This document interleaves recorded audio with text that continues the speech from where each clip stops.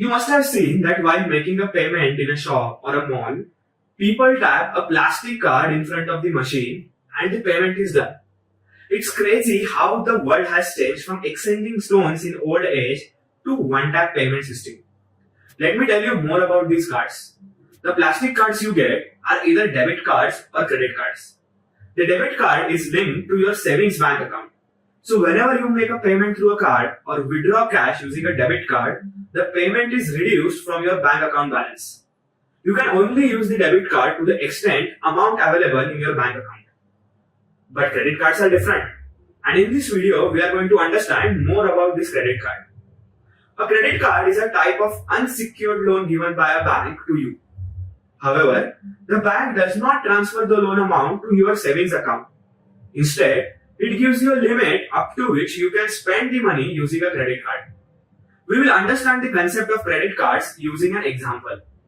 So let's assume you have a credit card with a limit of rupees 2 lakh. Now let's assume you want to buy a phone worth rupees 50,000, but you don't have that much money right now. But you are expecting to get your salary in next 2 weeks. Now you have two choices.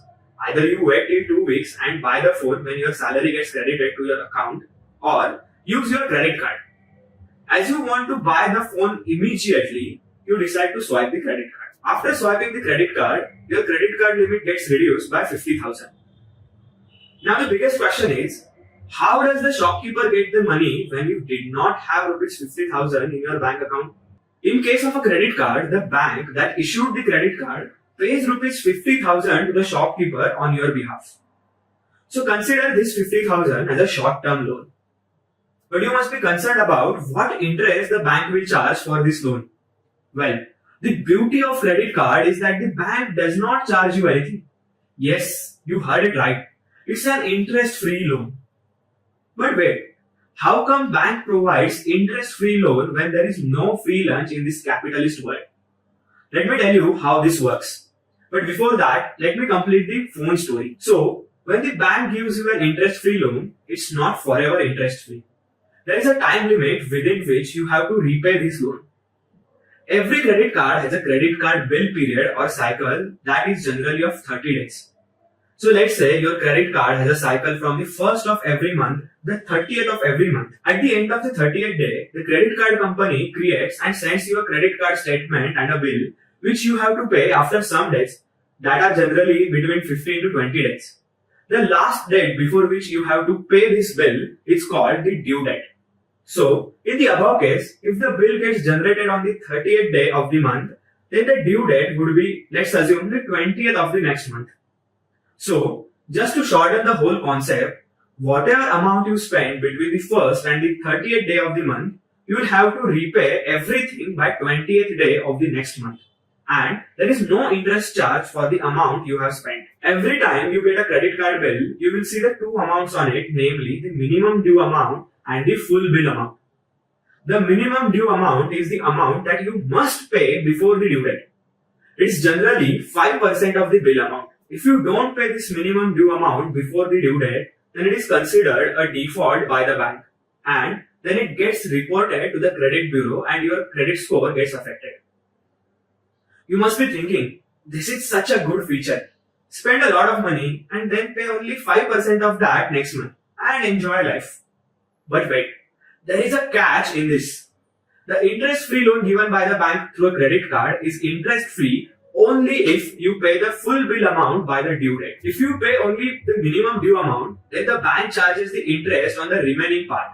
And the catch is that the bank charges the interest from the date you made the transaction. For example, if you swipe the credit card on the 10th of a month for rupees 50,000 and paid only the minimum due, that is rupees 2,500 on the due date, which was the 20th of the next month, then the bank will charge you the interest on 47,500 from the day you swipe the card and not from the due date.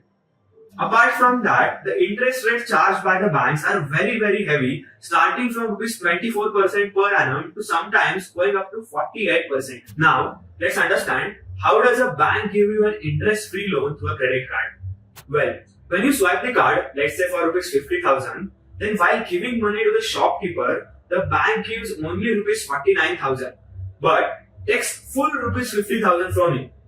The difference of rupees 1000 is an income for the bank. This is called a transaction charge or MDR, which is an income for the bank. So, you can say that instead of charging interest to you, the bank has charged a fee to the shopkeeper. Now, you must be thinking, why would a shopkeeper bear this cost on your behalf? Well, there are 2 points to be considered. First is that the bank facilitated the sale of the shopkeeper when you didn't have the money to buy the phone. So the shopkeeper can sell more such phones when people don't have money to pay.